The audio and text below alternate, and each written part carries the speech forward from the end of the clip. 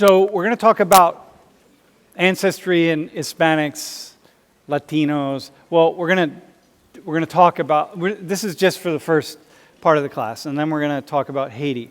But I want to just kind of give you a sense of what we're discussing with this term. So go to the next slide, bro. So you see this kind of question a lot. You know, what's your ancestry? What's your race? Or how do you identify? Or something, right? That's very similar to that. And you see these kinds of answers. I mean, there are lots and lots of different ways in which people try to obtain this information. But usually when you're doing this, we're trying to identify race or something about your biological characteristics. But there's one problem up there. Does anyone know what it is? What's the one answer that really stands out from the other ones? Does anyone know what it is? Anyone want to kick it out? Can you just really fast talk to the person next to you and come up with an answer as to what you think it is? Which is the one response that you think doesn't fit with the others?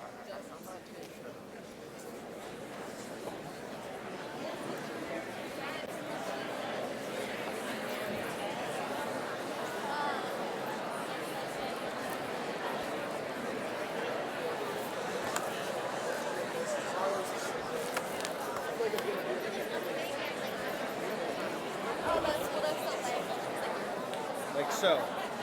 Nice and close.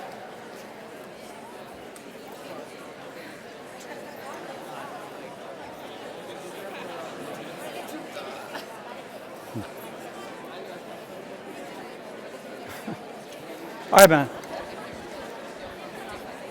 What do you got? What do you got? What'd you say? What'd you come up with? What'd you say? Which one doesn't fit with the other ones? Mixed, I guess. What's what? Mixed. No. No? Dude. No. Dude, what'd you say? Latino. What's one? Latino. Yeah, why not? Because it got an A and X, and I've never seen that. Nah, dude. Nice try. Bro, how about you, man? I would say it's Hispanics and Latinos because that's what we're talking about today. Yeah, but what about it, though? They're not the same. Yeah, but why? How does it stand out from the other answers? Because those are really like general ones. Like, No. You were close, because they're really, but general ones, isn't it? Bro, do you got it? I was going to say the same Nice thing. shoes, by the way. Thanks. All right. Yo, come on, man. Save everybody. I was going to say mixed, but like you already said that was wrong. Nah, it's not mixed. Do you know? Who knows? Who thinks they know? Dude. Is it because like Hispanic is from one place and Latinos from a different place? No. No. Anybody else? Yes. Yeah, exactly. So Latinos. So the five of them, or at least let's say the first four, are referring to biological characteristics, right? The biological characteristics of people from certain areas, geographic regions of the world. So when we talk about black or of African ancestry, we're talking about people with DNA admixture primarily from Africa or that region of the world, right? Europe, white or European ancestry, same thing. East, South Asian or Asian ancestry, same thing. Native American, the Americas.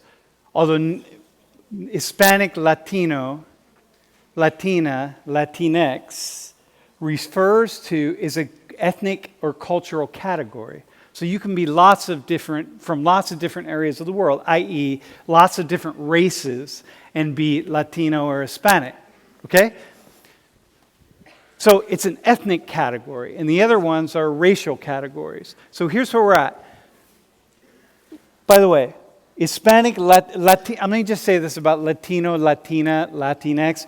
In the Spanish language, we use feminine and masculine. It's very common. Like we don't do in English, for the English speakers, we don't do that. Lots of languages do it, right?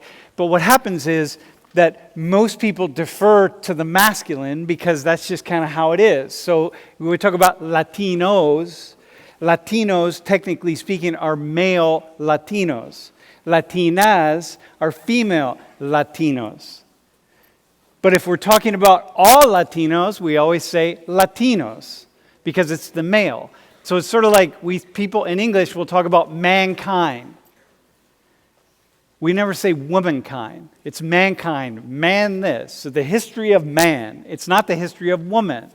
So men who really carved away in so many different ways and just established the context for language, right? And so it's a context that really puts men out front. And you can say, look, it doesn't really matter if I say mankind or man, the history of man, or let me better understand mankind. We all know what that means. So why do people make a big deal about it? Why do we have to say humankind? It's just sort of awkward, right? We grow up saying mankind, the history of man, not the history of humans. And so like why not just keep it history of man or mankind? Why can't we keep saying that, right? It's cool? Are we there on that? But there was a push to stop doing that. And a lot of people still do it. And they don't really see that it really matters for half of the human population. And to give you an example of how it matters, for men in here, imagine if all of a sudden we started to say womankind. The history of womankind. And like always you would hear womankind or women. You know, if you really want to understand women, then what you need is to be among them. And what you're talking about are all people. If you want to understand women, but you're really talking about men and women. You see that? So if you imagine that we changed it so that instead of saying things like mankind and man and that sort of thing, it was womankind and women, when in fact we're talking about everybody, including all of us men. And just imagine that over time, A, how awkward that would be, and B, just like maybe you'd start to feel like maybe a lot of things don't apply to you. Or it would just be annoying, right? So, by the way, if you don't really grasp that or understand that, or if you still think maybe it doesn't matter, next time you refer to God, the next 100 times you refer to God as a she.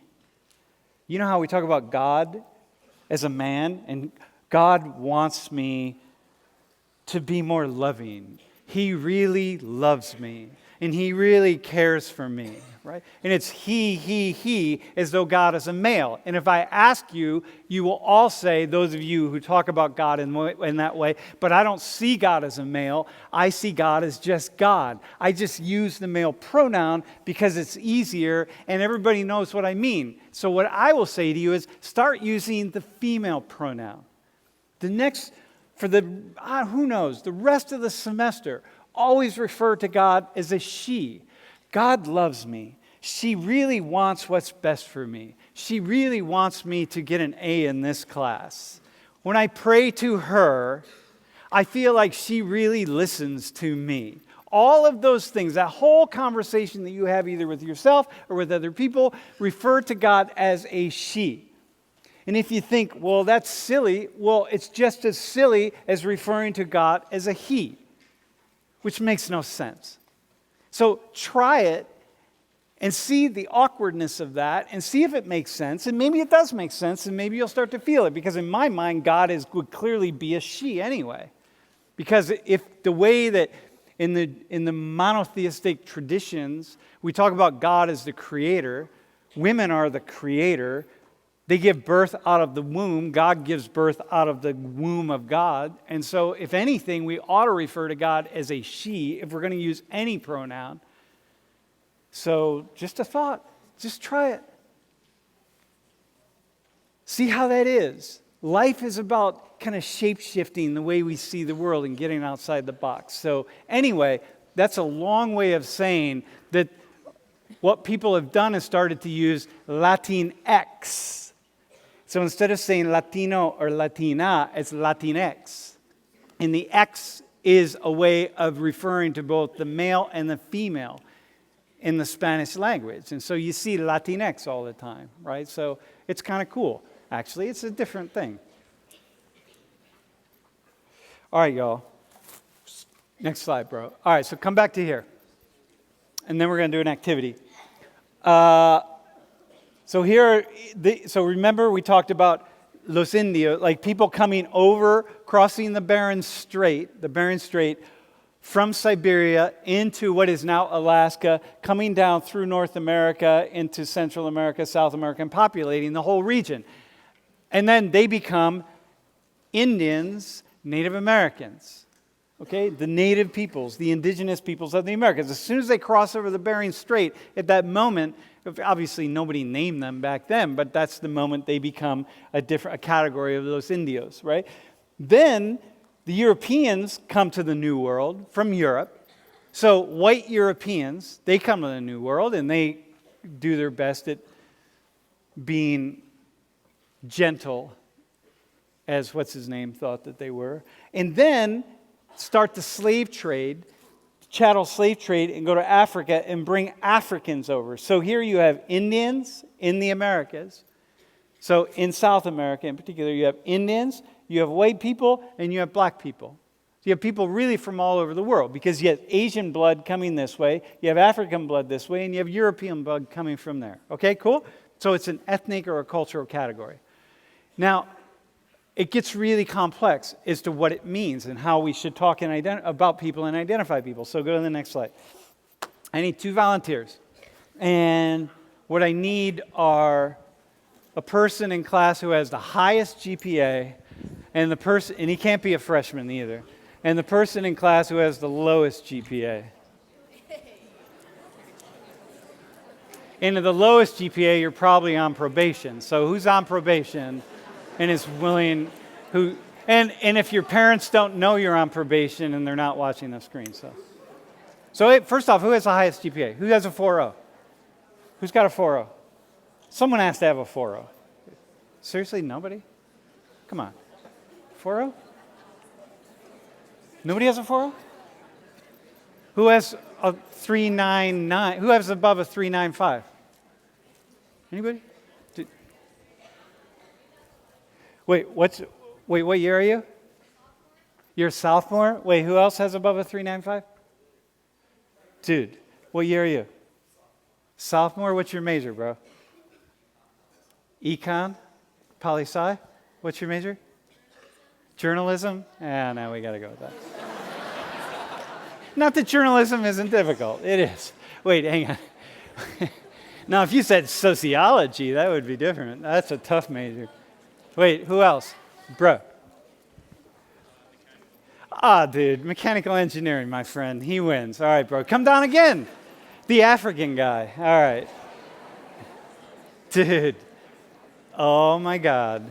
You better hold it down. Okay, take that up front. All right, go down front. I'll meet you down there. Who has the lowest GPA? Who's on probation?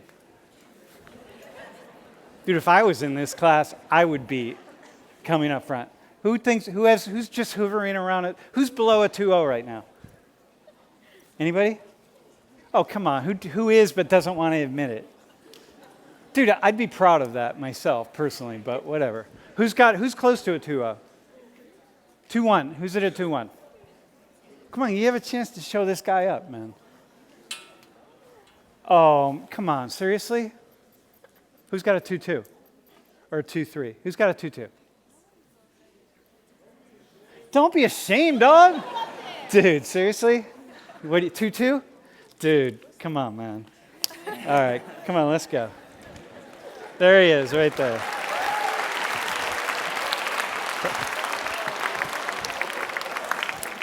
All right, man. All right, bro, man. What's your name again? It's Bryant. Bro, what's your name? Harrison. Harrison? All right, listen, turn your mics on. Your mics are on? So you remember this guy, right? And what's your GPA? 3.99. 3.99? In mechanical? Yeah. Dude, you got to get this guy's digits, right? All right, bro. What's your GPA? Like a 2.0. 2.0. 2.0? Dude, killing it. Dude, and he's in a fraternity, man. All right, what fraternity are you in? Kappa Sigma. Dude, killing it. All right, what's your major? Don't say sociology, bro. Nah, I'm figuring it out. Nah, I want to go to law school, so I'm doing criminology. Oh, dude. We're starting strong. Dude, you're gonna end up in criminology from the other end. All right, bro. So, all right. So here's where we're at. Okay. All right. So, dude, what did I have? Is that not? Oh. Yeah, dude. You know what I need?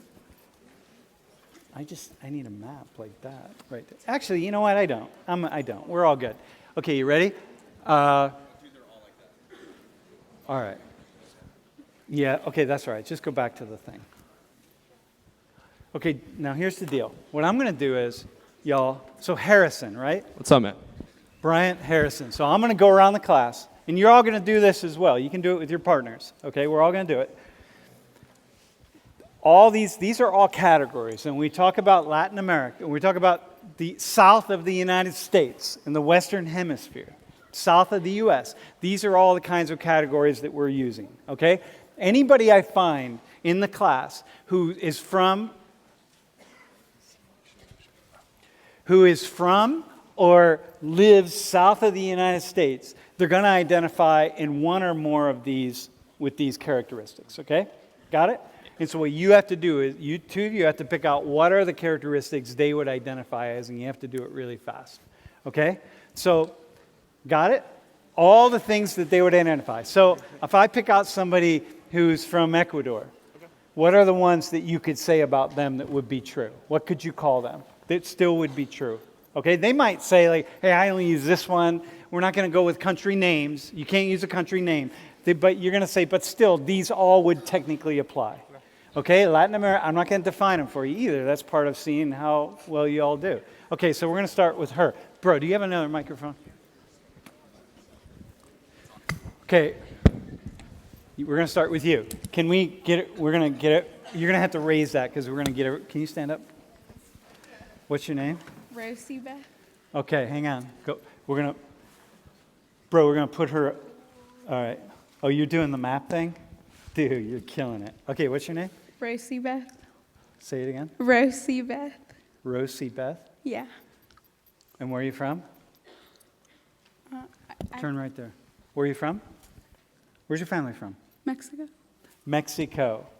Which ones apply to her? So which ones apply to her? Go ahead. Let me look at them. What do you think, bro? North American? North America? Okay, go ahead. What else? NAFTA, you know. I'm not going to tell you if it's just true or not. Okay, next one. What else? That's it? There's more than one. There might be more than one. I guess she's South American, too. Okay, what else? What else, dude? So far, It's a gray area. you're killing it, dog. You are on your way to law school for sure. What else, dude? No, wait, hang on. Go ahead. What else? I got two. No, go ahead. No. That's all? You got two? All right, bro. By default, I'll say Hispanic, What else? Anything else? North American, What else? Yeah, Anything Hispanic, else? too. Spanish. Dude, you can't copy off him. In law school, you would get kicked out for doing that. All right. Yeah, and Spanish. Spanish, Latin American, what did you say? North American. North American, Latin American, Yeah. and Spanish. Hispanic. All right, so here's the deal. You ready? Latin American, because she's part of Latin America, okay? Well, hang on. We're just going to go. We're going to keep going before I explain this. All right, have a seat. All right, man. No, not you. Bro, what's your name and where are you from? Paul. Family's from Puerto Rico. Ready, bro? You go first this time. North American, Hispanic, Latin American. Dude, you're just guessing. Just throw a couple more out there. What the hell? Creole. Okay, look at him. Anything else? Borderline white. All right, bro, go ahead. All right. Does he look white? All right, go ahead, bro. What do you say? I think it could be a lot of these, but Well, probably, just pick the ones, dude. Pick all the ones that apply. Afro-Caribbean. Afro-Caribbean? That's my number one. Dude, when I look at this guy, that's what I'm thinking, too. No, look at his nose, actually. Gone back to the noses, see? But, all right, go ahead. You say, no, but pick all the ones that apply to him. He's Puerto Rican. Yeah, I don't know. Hispanic? Hispanic? Yeah, all right.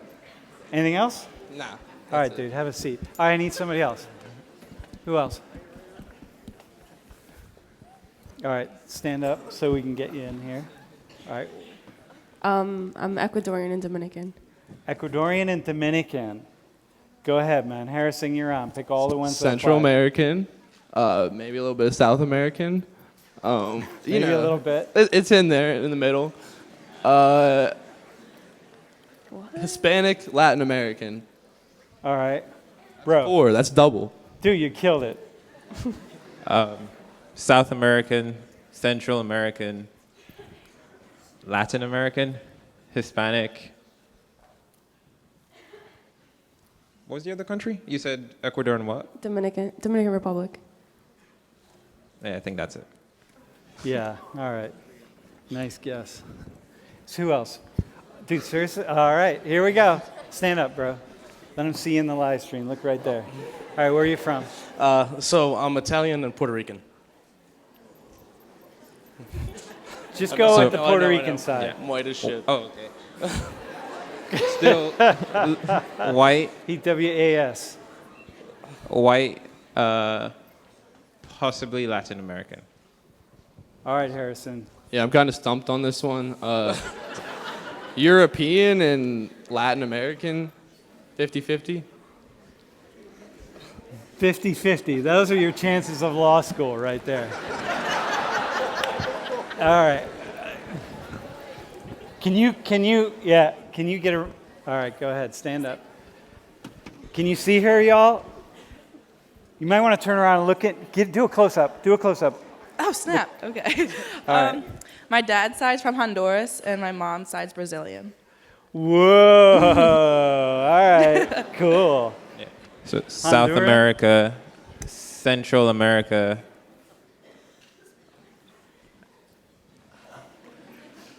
Hispanic. Okay. Latin American, Hispanic, South American, and Central American, and probably 1 or 2 others. Look at her, dude. Look at her face, dude. How about that? Yeah, that's all I got. Blanquita, hombre. Blanquita. Gringa. Pura gringa. She's white too, right? Yeah, white too. Yeah, okay, cool. Somebody else. Okay, all right, here we go. Can you get make sure you get the camera here on, what's your name? What is it? Yesenia? Diasania? Yesenia. Can you get a close-up on her? Because you want to get her face. This is important. This is going to be a tip-off. I'm Peruvian. Peruvian. All right, Harrison, you're on, dog. South American, Latin American, Hispanic, white a little bit. Yikes. It's far away. I don't know. Yeah, all right, go ahead, bro. Central America.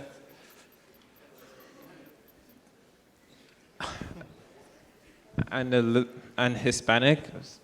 There's something else that's mixed in there. I don't know. Yeah. Dude, there is something else, my friend. All right, somebody else. Do we have any Dominicans in here? Mira, unos dominicanos, negritos. Oh, yeah. All right, gentlemen. All right, man, stand up, dog. Wait, are you Dominican? Yeah, I got a little bit. All right, dude, stand up. All right, go ahead, man. Call it out. That's close enough, dude. Yep, I'm Dominican. Black, Oh, yeah. Afro-Caribbean. You have Dominican in you? Yeah. All right, dog, Dominican. And Central American. All right, go ahead, bro. West Indian. Go ahead, dog. Well, and black. Dude, yeah. hang on. Harrison, don't listen to him. He doesn't know. You nailed it on that one, all right? Yeah. All right, maybe I'm annoying. Go ahead. What else? That's it? African American. Yeah. Probably white, African-American too. Probably white, African too. American isn't up there, bro. We're all white. I'm a Yeah. little white. All right, that's Black. good. All right, dog. Anybody else? All right, here we go. Where are you from? Oh, okay. Go ahead, gentlemen. My whole family's from Guyana. Harrison nods. Yeah, like, I don't know where yeah, that I is. know where I'm that sorry. is." Guyana, yeah, been there a few times. Got it. Studied that in my history books. Bryant, you know where that is? Central Yeah, Central sure. American, Why not? but Close also enough. say Black West Indies / Caribbean, maybe. You're just naming them all. All right. Bro, did you got it? You got Harrison? At least I was honest, you know. Yeah, you were honest, dude. You have no idea. Am I right? No idea. Yeah. What'd you say? Yeah, I don't know. I would say, I'm sure it's a lot of them. I don't. All right, thanks. All right, one more, man. Hang on. Wait. Oh, wait. Okay, hang on. Hang on. We're gonna do two more. Okay? Can you make sure? Go ahead. Stand up. Make sure you get her face in, so the class. Look right in the camera, so the class can see your face. I'm Jamaican and Indian. Caribbean, and yeah, I'll stick with Caribbean. I'm Black. Bro. Caribbean. Can you repeat it one more time? Can you repeat? Jamaican and Indian. All right, so like- West Indian. Yeah. Yeah, those are. You could throw Hispanic in there too, I'm sure. Yeah, sure. Go ahead. Throw Hispanic in there. Why not? Dude, I wouldn't, though, if I were you. But you could, but I wouldn't. All right, hang on. We'll do two. Can you just pass that down? We'll do two more. All right, you ready, y'all? Make sure you get into the live stream. So they look into that camera right there. Sorry about that. I'm trying my best. Sorry. I'm from Venezuela. What is that? Venezuela. Venezuelan. South America. Dude, South America. I love how you did that. You're like, South America, man. All right. Bro? South America Yeah, and okay. Hispanic. And what? Spanish? All right. Okay, last one. Hi. I'm from Panama and Haiti. Can I get that one more time? Panama and Haiti. Okay, Central America. Yeah.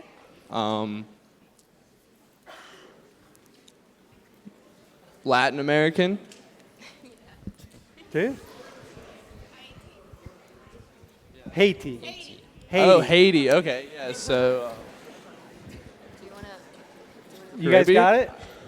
You got for her? What's Haiti? Go ahead, bro. Creole and Central. All right, man. Let's walk down this real fast. Let me help you out. Okay, so listen, you got this. NAFTA, bro, you nailed that. Okay, so Mexico's part of North America. So when we say Called it. North America, she's North American, that's one thing. Latin America is all of Latin America. Sometimes that includes the Caribbean, sometimes it doesn't. Sometimes you see Latin American on one line and you'll see the Caribbean on the other line. Sometimes it's Latin American and the Caribbean. Sometimes it's just Latin American, and if that's the case, it always also means the Caribbean. Okay? Hispanic is any people whose original ancestors derive from Spain, meaning speak Spanish. So does that include Brazil? No. Bro, does that include Brazil? What? Are Brazil Hispanics? Brazilians Hispanics? No, but some speak Spanish. Dude, some do speak Spanish, indeed, right? But they speak Portuguese there, right? So, okay. No. So Brazil is Latin American. Brazilians are Latin American, but they're not Hispanic.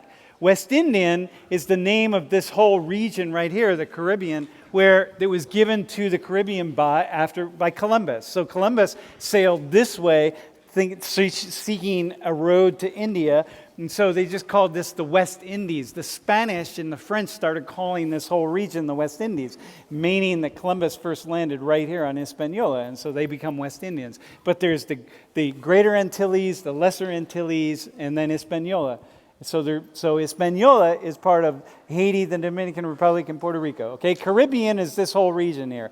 Afro-Caribbean are black people in this region. So most of these countries here, I'm just walking us through, were slave countries.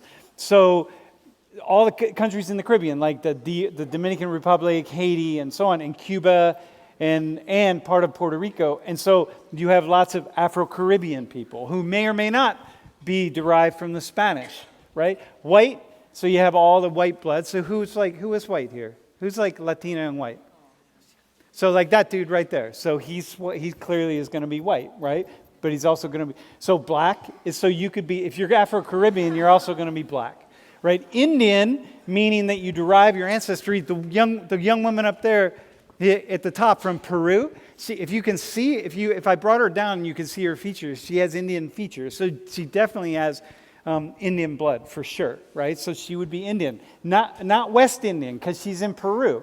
West India, or Peru right here, West India would be up here, but she's Indian. North American, so we already talked about that. Central America is right here, right? It stops at Colombia and Venezuela, and it stops at Mexico. South America is everywhere starting in Colombia on down. Spanish would be, sometimes we wrongly refer to people in Latin America as being Spanish, but they're not Spanish, technically speaking, but sometimes we do, Españoles.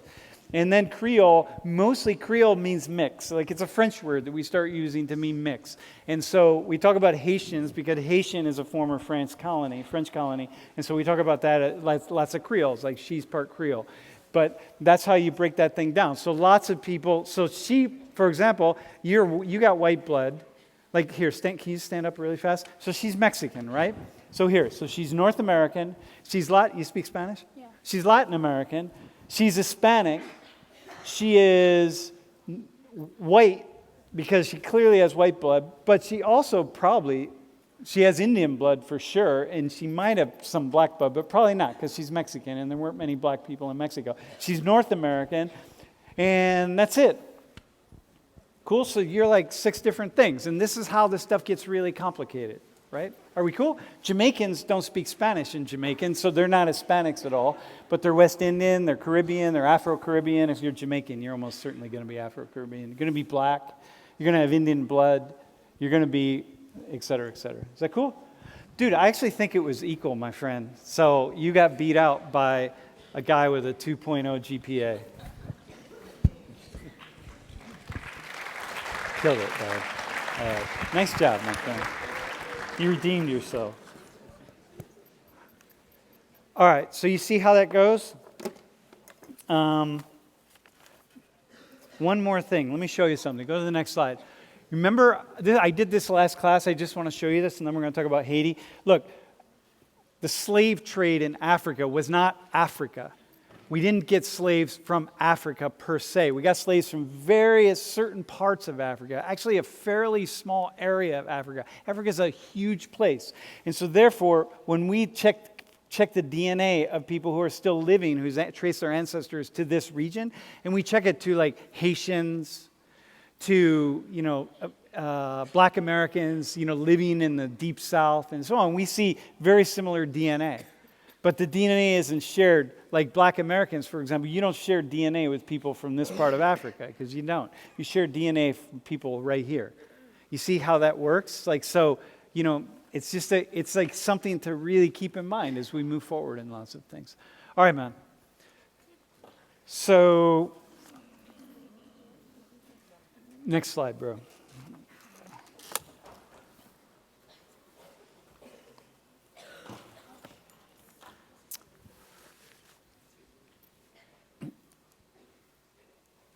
So the United States, we give money to places around the world that are in need of money, okay?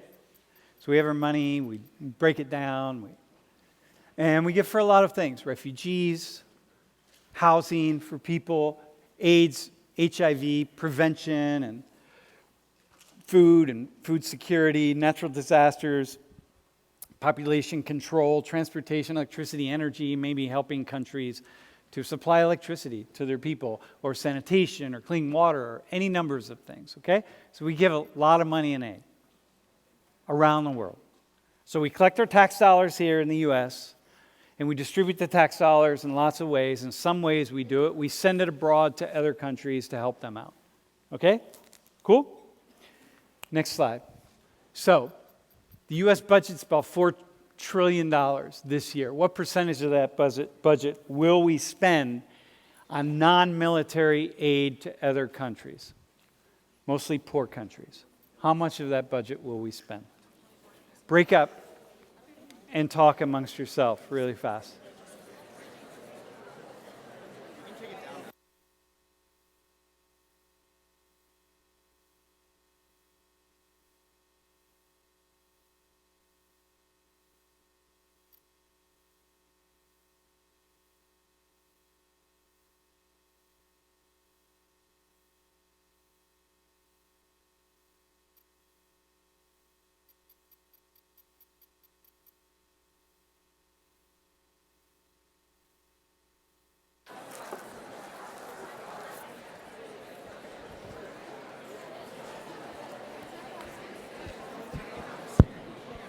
All right, man. What'd you say? What do we got? Bro, what'd you say? Did you guess? I don't even know. Dude, did you guess? I have no idea. Give it a guess, dude. Like 10%. How much? 10%. 10%. What'd you say? What'd you say, bro? 5? What'd you say? How about you? What'd you say? Yep. 1%. What'd you say, bro? What?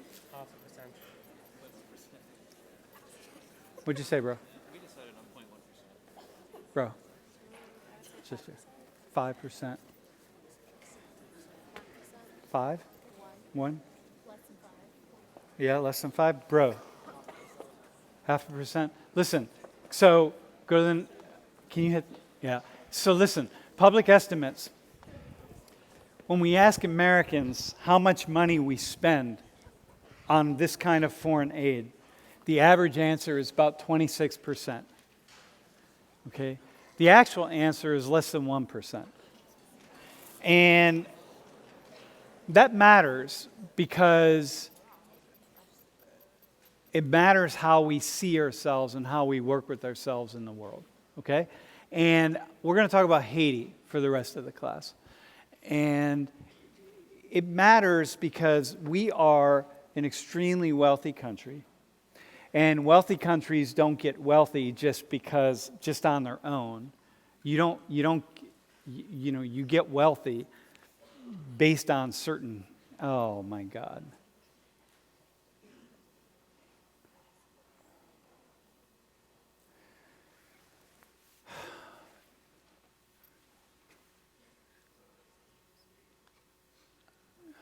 Listen, man.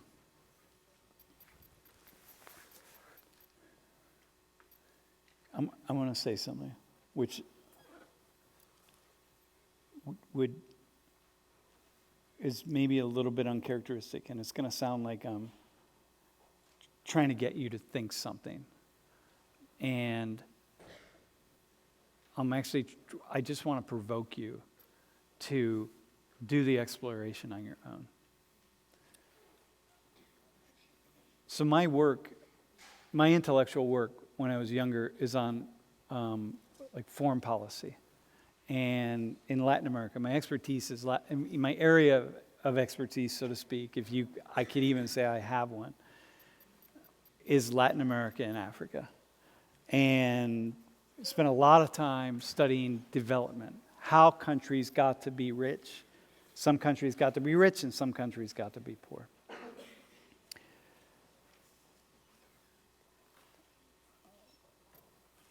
In no country, my study of the world, and I think I'm pretty fair-minded, my study of the world, in my study, I never found an example of a country that got rich on its own and not without somehow stepping on other countries.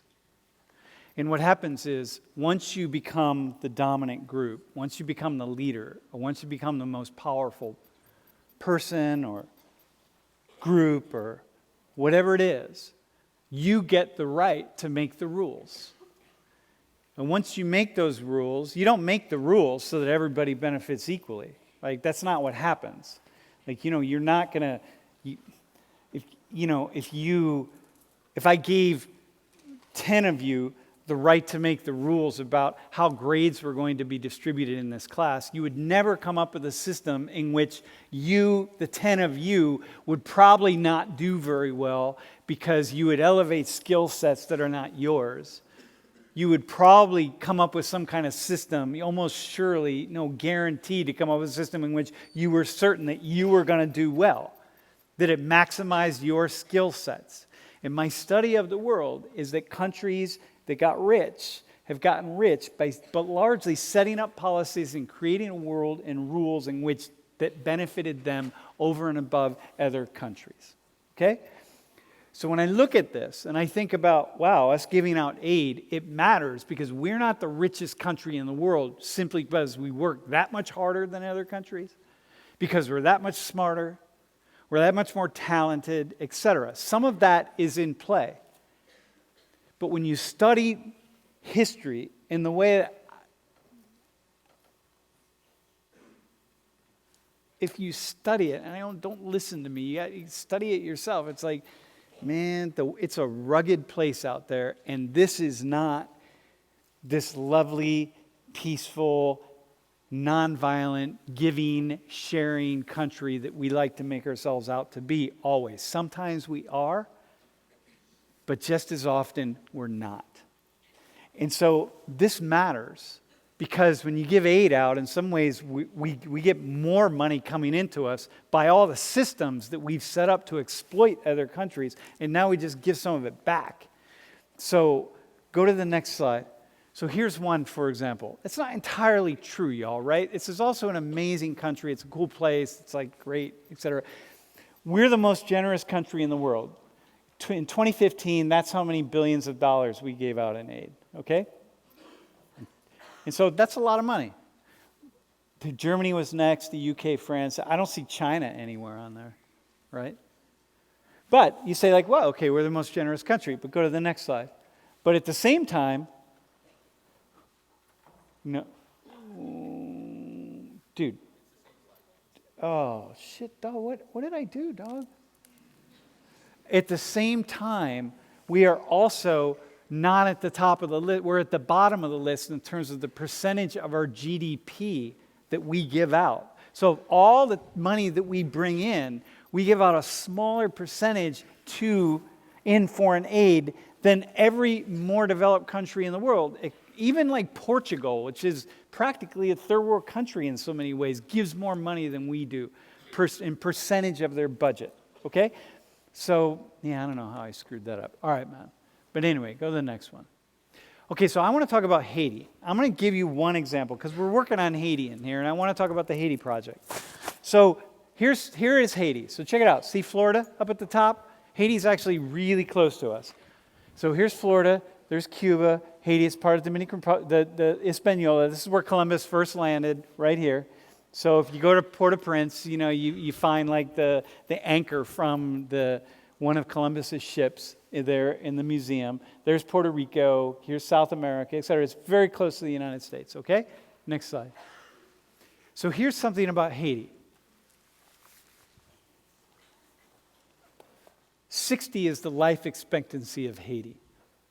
So the average Haitian can expect to live 60 years, on average. Obviously, rich Haitians live longer. The poorest Haitians are likely to live for a shorter period of time. 60. In the United States, for women right now, it's about 84. And for men, it's about 82. So think about that. Poor country. 80% of Haiti lives in poverty by UN standards. Lives in poverty. 54% of Haitians live in abject poverty. Abject, right? Meaning that there's no chance, they stand no chance of rising out of that poverty and being able to sustain for themselves. I mean, abject poverty. I've walked in people's houses in Haiti that were about maybe the size of that screen right there. And in the house, it was a dirt floor, and maybe a little stool, and a mat made of like palm leaves. Like it was old and a mat. Maybe, like half the size of this door here. And that's what they slept on. And that was it. A wood floor with holes in the roof the roof is made of straw, wood walls, a mat here that they slept on, and that was it. And that's abject poverty. Didn't know where their next meal was coming from. If they got sick, there was no way or when they got sick, there's no way they're going to go to a doctor. They have no money. They have nothing whatsoever. That is abject poverty. 54% of Haitians live in abject poverty.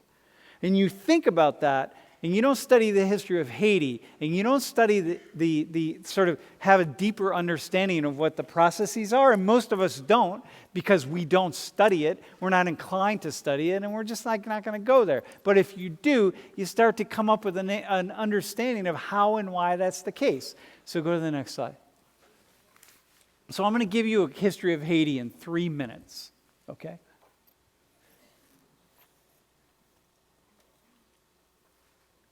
In 1790, Haiti was the most profitable colony of all the European countries.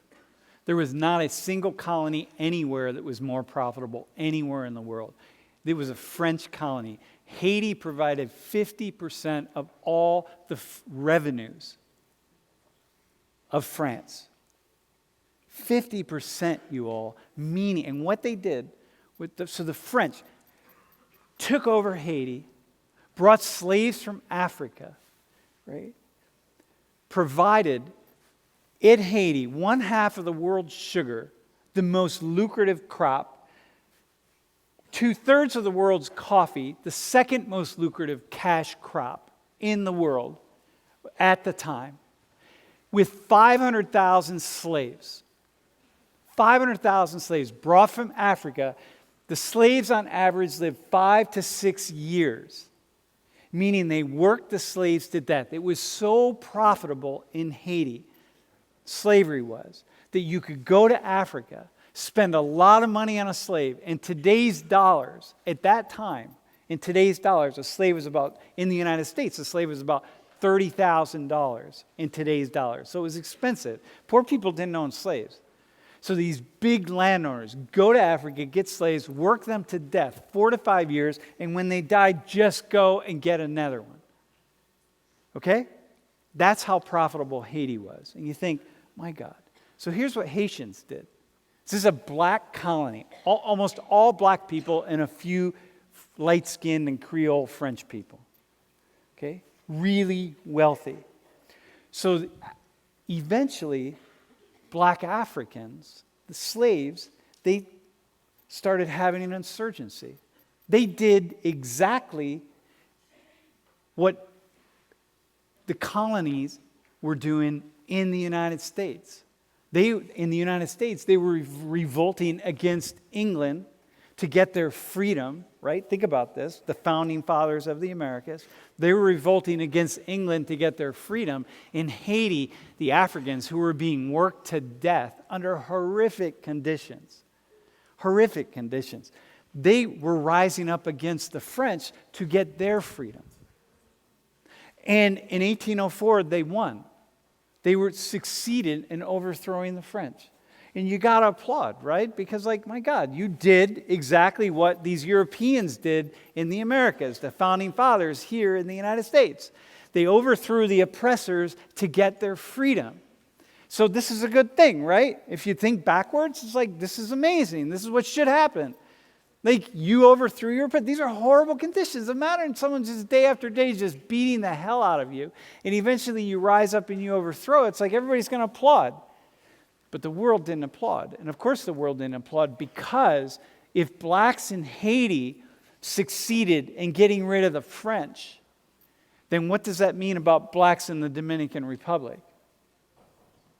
And blacks in Cuba?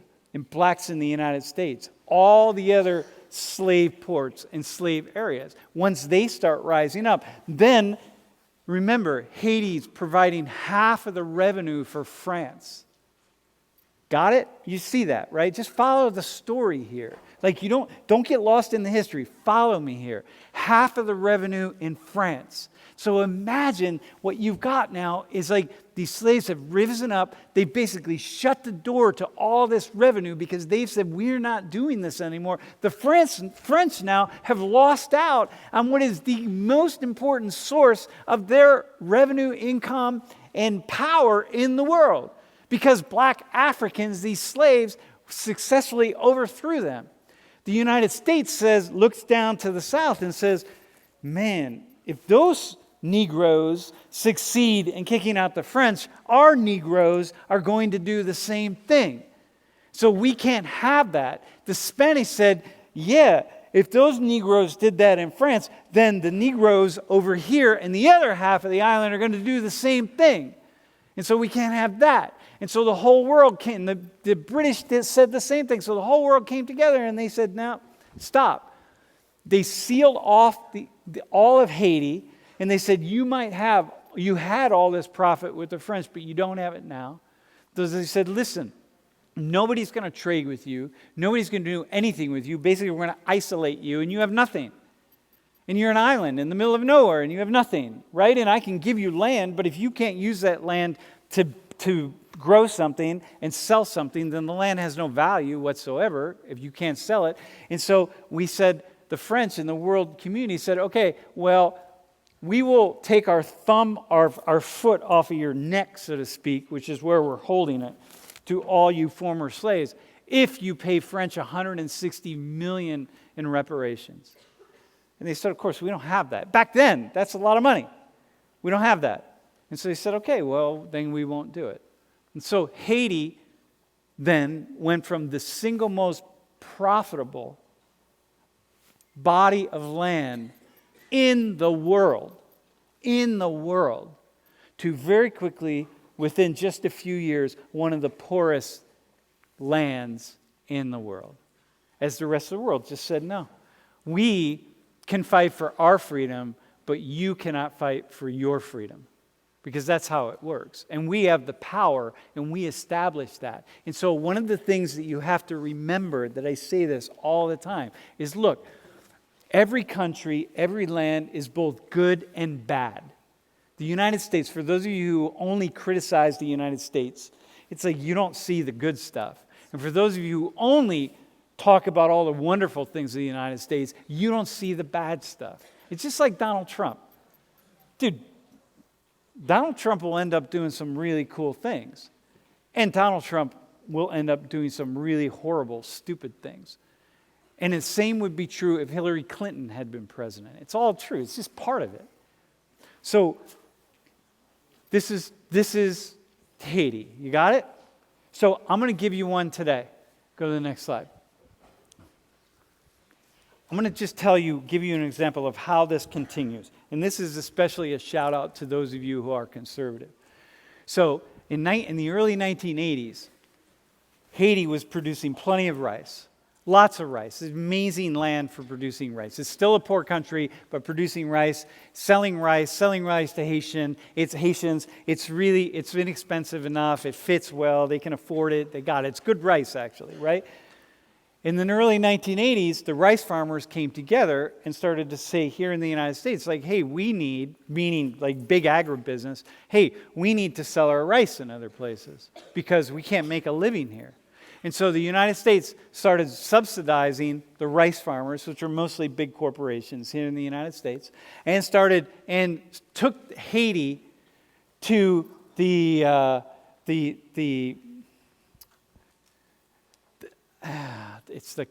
IMF, but went to the international bodies to force Haiti to accept American rice. And Haiti said, we're not going to accept American rice. Dude, by the way, this is to conservatives. I'm talking right now to those of you who are conservatives, who identify as conservatives, and I'm just gonna throw a turd in your punch bowl. For if you identify as conservative and support either the Republicans or the Democrats, then I'm just going to throw this out there. So, and I'm going to be fast because I know that this is going to go over. Most of you don't really care, but it's really something that you won't understand now, but it's something like, just sit with it for a second. So we here start giving our rice farmers subsidies in the U.S., okay? Meaning we take taxpayer dollars and we give it to rice farmers. And we give it to rice farmers because rice farmers can't produce rice inexpensively enough to sell around the world. Because they can't. Because it's too expensive to produce rice. And so we subsidize it with American tax dollars. And in Haiti said, look, we're not going to accept your rice because you subsidize it with the American government tax dollars. And therefore, the price of rice is artificially low. And then it's lower than our Haitian rice, and that's a problem for us. Because like you are taking American tax dollar money, conservatives, you get this, right? You're taking tax dollars, you're giving it to these farmers, big, not small farmers, big farmers, to keep the price of rice really low. Then you sell it to Haiti and you dump it on us. And then, of course, Haitians buy this cheap rice because it's cheaper, it's less expensive. And then, of course, everyone wants to get as much as they want, as they can. And so, therefore, it undermines our entire rice industry. And so, back when I did this research, I did this for the first time, it was about 5 years ago. This is how much we subsidize our rice farmers, $430 million, meaning people that can't figure out how to grow rice inexpensively. And so we subsidize it by American taxpayers, which is completely anti-conservative. If you are conservative, you have to be against subsidies everywhere you see it. And this is a subsidy. This is welfare for, instead of giving welfare to poor people, you give welfare to rich agribusiness. That's what welfare is, right? You got it? You understand, conservatives, business majors, you got that, right? It's pretty simple. Okay, that's welfare. So all subsidies are welfare. And then what we did in the same year that we gave our rice farmers this much money, that's how much money we gave to Haiti in foreign aid. So it's like we give our own people more than we give to Haiti. And we destroy their rice economy, and we're continuing to destroy it. And this is one way where this just keeps going. And why did the U.S. win in the world court in this way? Against Haiti, we won because we're the most, of course we're going to win. Haiti's never going to beat us. We're going to win. That's how it works. And so Haiti can just stay poor. And this happens again and again and again in lots and lots of different ways. So I realize it's complex. It's like whatever. Okay, go to the next slide. I want to talk about the project that we're doing in here. One of the reasons that we raise money for Haiti is because years ago, when we were just having dialogues in the discussion groups, people would complain. The people who sat in these seats before you would complain. So all we're doing is talking. We should do something. And semester after semester after semester of people complaining, I finally just said, all right, whatever. Let's start. Maybe we'll start something. In 2010, there was an earthquake in Haiti, and you're going to meet later, and probably in March, you're going to meet my friend Ernso, who will be back in town. He's going to roll through town. And we connected with Ernso and said, okay, let's start raising money for Haitians, because this earthquake was just horrific, right? We had a number of projects going over time, and so student groups started to raise money. And we didn't count the money. No one knows how much we raise. No one will ever know how much we raise in here, how much we will raise this semester, because you all are going to raise it in your groups. You're going to have projects. And we will never know. I'll never tell you. You'll only know what your group raises, or if you are friends with someone in a different group, you might know what their group raises. But we never announce how much the whole class raises, because it doesn't matter. We don't care how much you raise. You have to raise at least 1 penny, because we have an Excel spreadsheet, and in there we have to put at least 0.01. Has to be at least a penny. So somebody can get in your group. If you decide, you all come together and you say, hey, we decide, F this, we're not going to raise money, that's fine. Then you got to give me a penny. And if you don't have a penny, I'll give you a penny. But something, you have to give me at least that, give us at least that much. Okay? We don't care what you raise. It's not tied to your grade. Whatever you raise, doesn't matter. It's not tied to a grade. It's irrelevant. We do care how you raise it. There are a few rules. There are 2 different projects. One is Marina and Melissa. And this is Marina and this is Melissa. Marina's in law school and Melissa's in med school.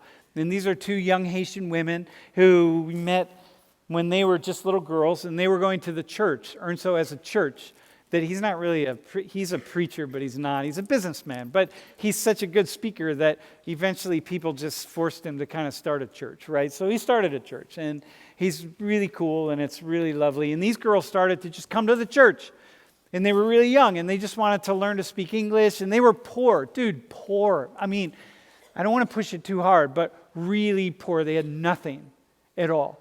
And so they started coming to the church, they started going to Ernsto's house, they started working, they started doing all sorts of things, and we said, okay, we will, one of the things we'll do is we'll raise money for you to get through high school. So we did. And then somebody in this class was down visiting when they were in 8th grade, or they were in seniors in high school, right? They were in 12th grade, and they said, hey, how are we going to pay for college? Because they're really good students. and she wanted to be a doctor, and she wants to be a lawyer, and they want to stay in Haiti. They're not coming to the U.S. They want to stay in Haiti. They want to work, right? And so my student said, oh, well, we'll raise money for you in Social 19. I'm like, excuse me, right? So I found out about it later, so they're all set to go to college, and then it came upon us to raise money for them, which was fine because they don't have money. Like, it's just not possible, right? So their college, for both of them, costs $4,000 a year with books and so on. It's like $4,700 or so that we pay, right? Which isn't very much money by standards, but it's cool, right? So we put them through college, and they give back, and they now, like, she's working in clinics and really in a like Cité du Soleil. It's like a really poor area in Port-au-Prince, and she's doing volunteer work, and so it's just really lovely, right? So they're also giving back. So that's one project. We raise tuition money for them. Okay, cool? And if you come to Haiti with my wife and I, you'll meet them. They're really amazing. That's my wife, by the way. Okay, next slide. Here's another project. Gina, who is Ernst's wife, who is the most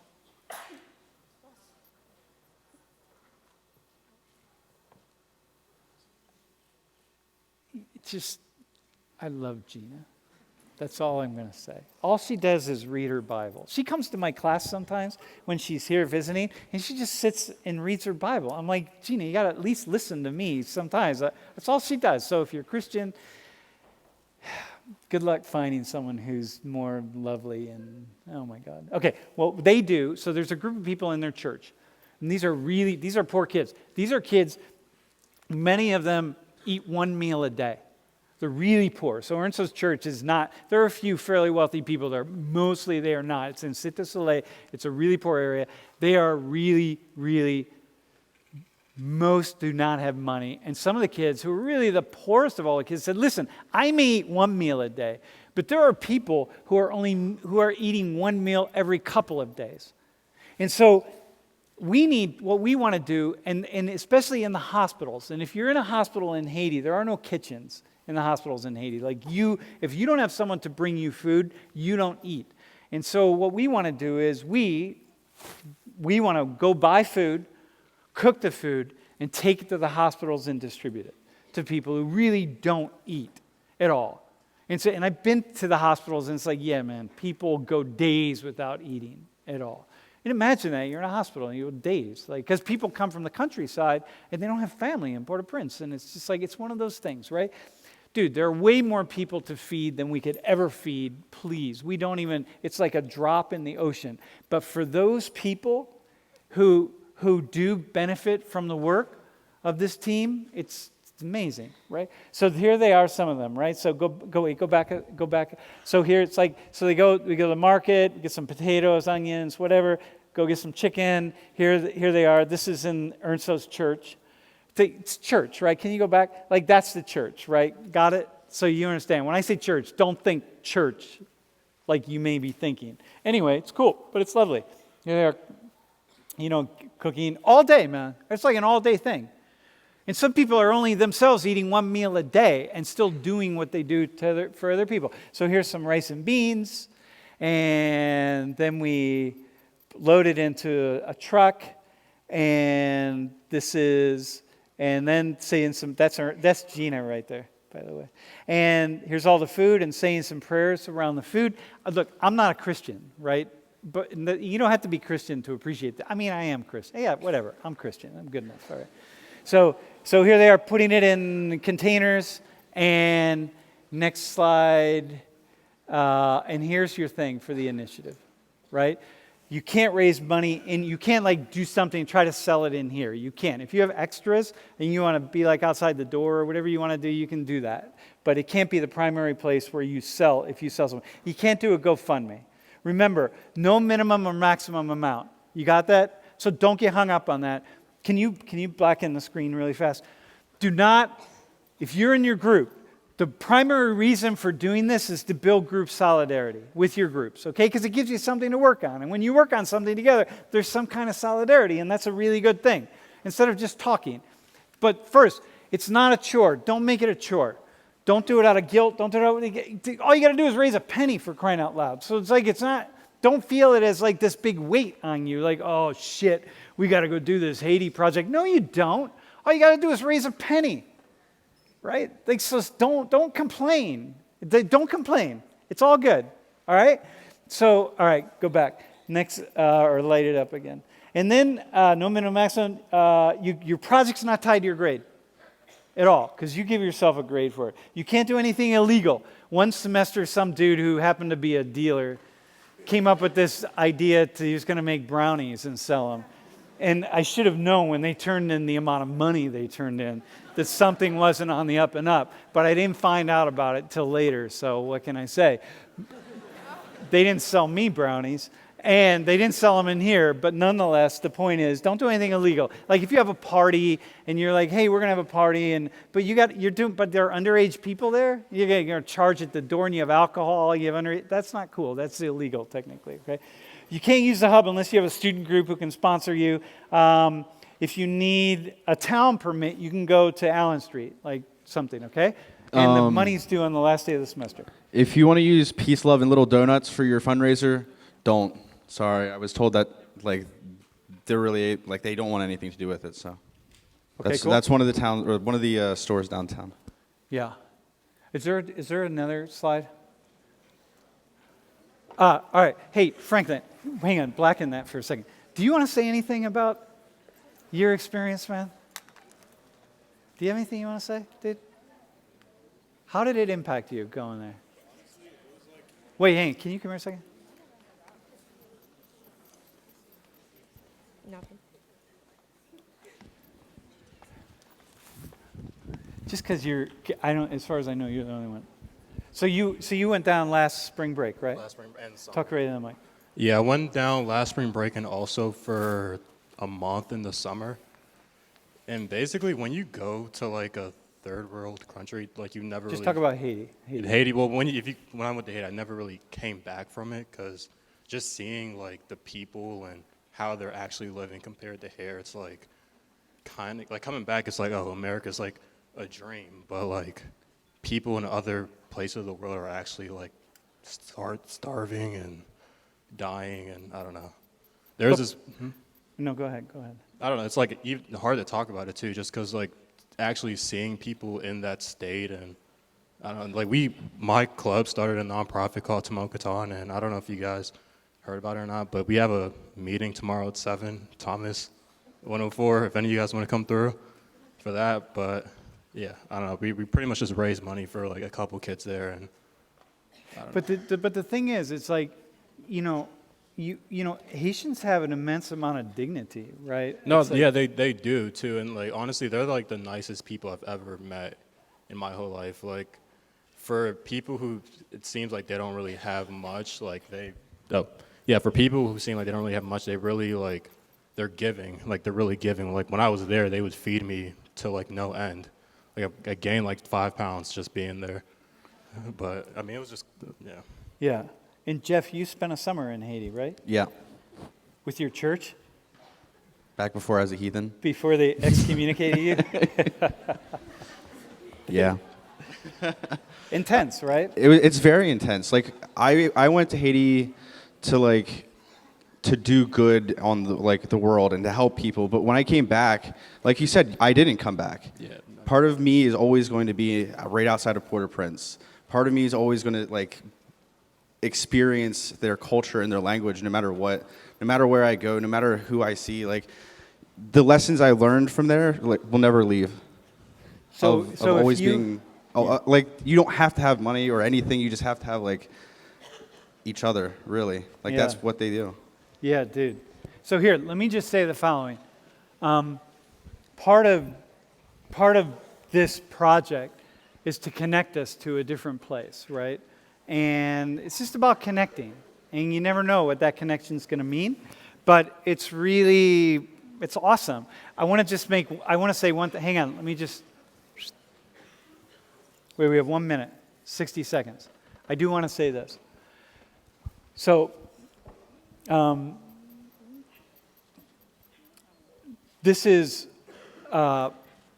Lori and I are in May, we're taking just 15 people down, right? We still have seats left. I'm not,